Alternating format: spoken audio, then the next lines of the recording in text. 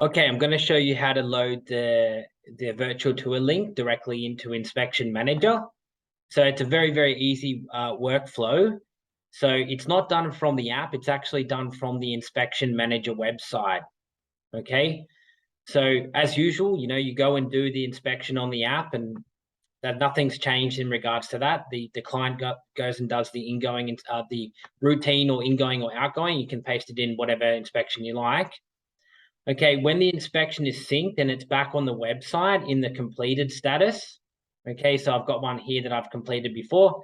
So they click on view report, opens up the report, and then what they need to do is click edit. Okay, that will unlock the report. And then for routine, it's underneath the general comments page here. There's a box that says paste the link to your virtual tour here. So they just need to paste the link. That's not the link. I'll just grab it from other email. But they just need to paste the link right here. So I'll put it in this report here. Then they just click save.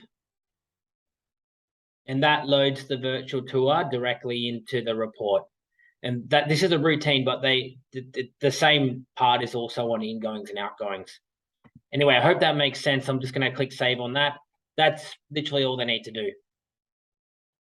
All right, so I'll send you this recording here.